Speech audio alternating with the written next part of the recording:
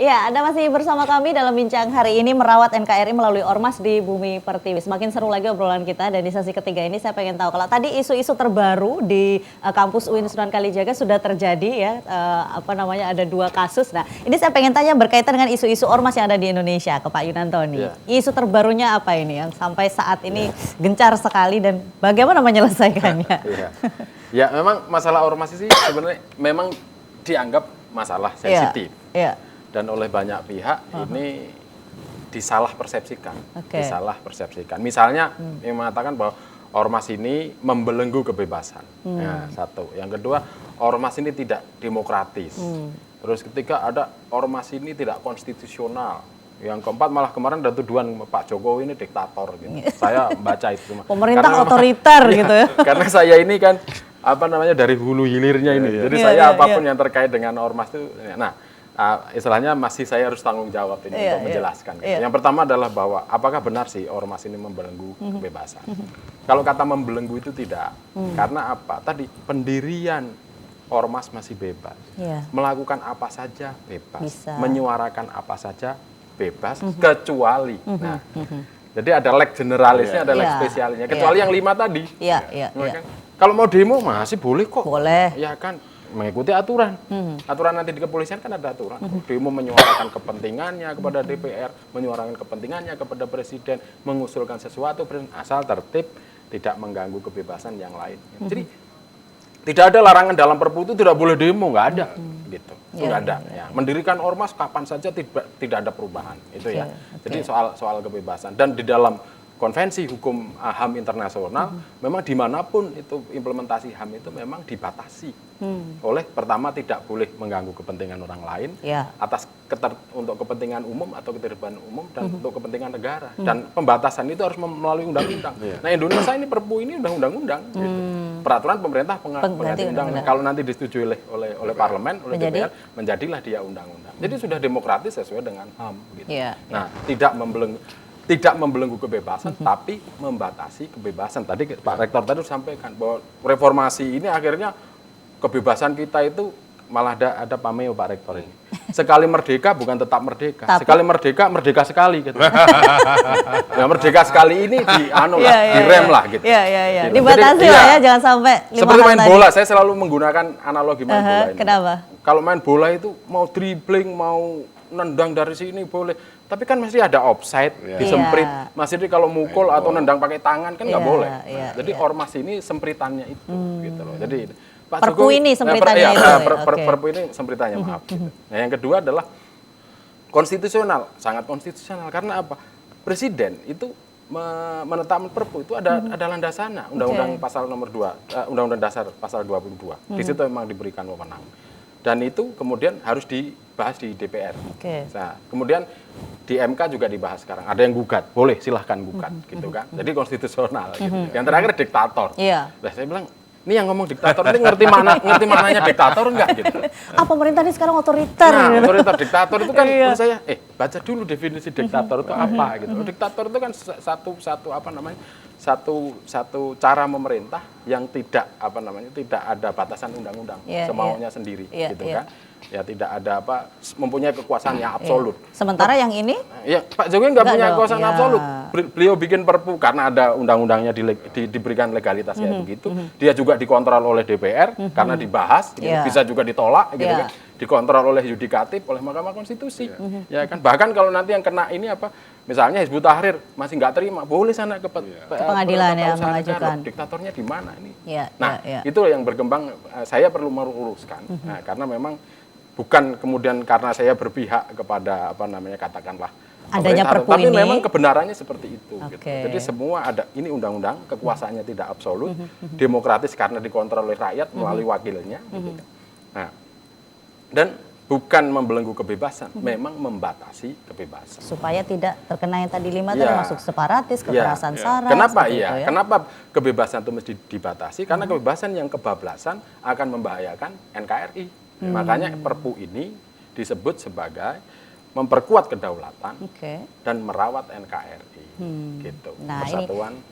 Dalam rangka merawat NKRI ini, sepertinya UIN Sunan Kalijaga juga punya event. Nah ini kan ada kaitannya ya dengan Ya, ini ya. betul, Bahkan tadi Pak Rektor sudah menyampaikan akan ada Pekan Pancasila. Ini maksud Pekan Pancasila itu apa Pak Rektor? Jadi begini, kita rencananya insya Allah ini ya sudah diprogramkan dalam rangka memperingati Dekret 5 Juli 59 ya, yang 59, isinya kembali kepada Pancasila, kembali ke Undang-Undang 45 dan pembubaran konstituante. Ya.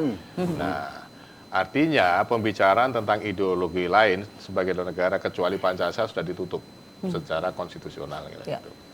Nah, dalam rangka menyambut ini, UIN Sunan Kalijaga merencanakan apa yang saya sebut dengan Pekan Pancasila. Insya Allah dari tanggal 2 Juli sampai tanggal Sabtunya itu tanggal 8 atau berapa lupa, saya malam minggu lah gitu ya. Nah, itu nanti kita akan mengundang mahasiswa dari seluruh Indonesia. Oke. Jadi program itu dari seluruh Indonesia diundang ke sini.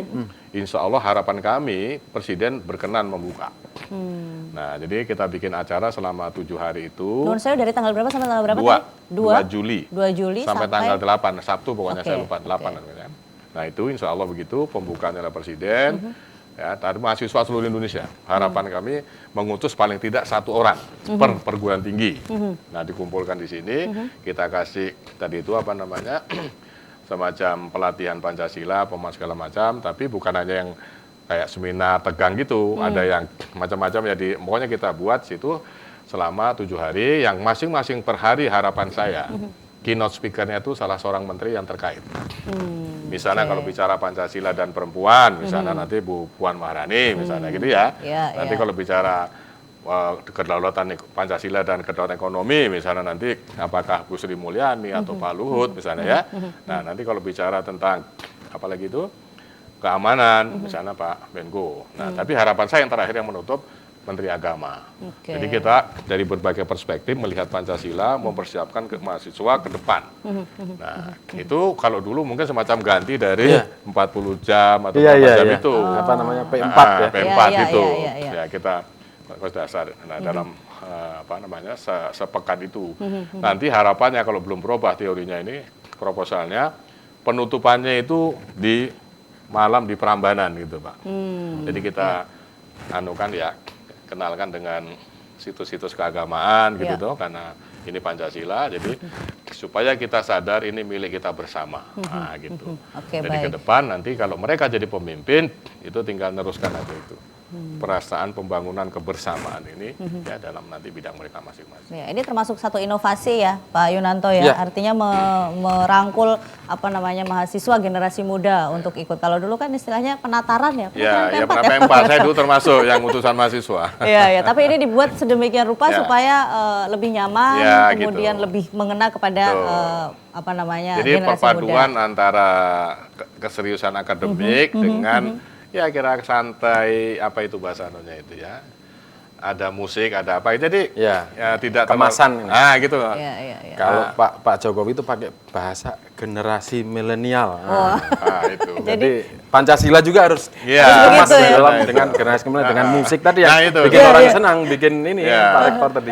Jadi mungkin nanti setiap sore sebelum penutupan ada penampilan dari masing-masing daerah gitu ya, ditata mana gitu. Jadi setiap hari ada hiburannya juga gitu. Iya, baik. Ini termasuk kontribusi juga ya dari akademisi. Iya, justru itu kami ingin mempersiapkan generasi kalau bahasanya Pak Presiden milenial ya. Generasi milenial. Jadi dimulai dari mahasiswa, ya dari mahasiswa.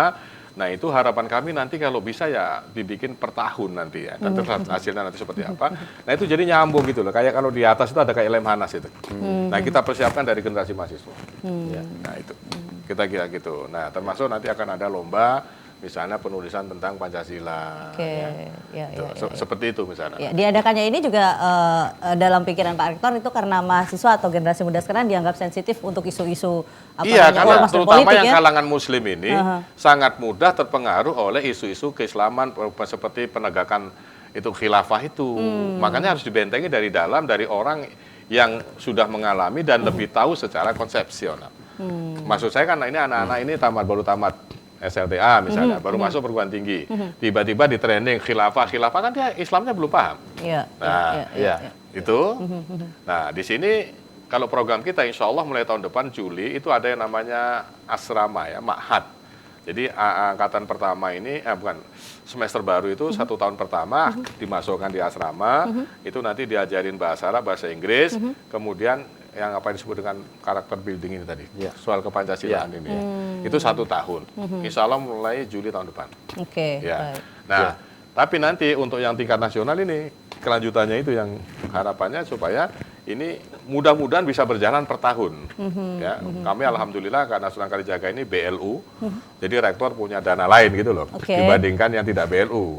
Nah, dari uang BLU ini saya anggarkan untuk acara tahun depan itu.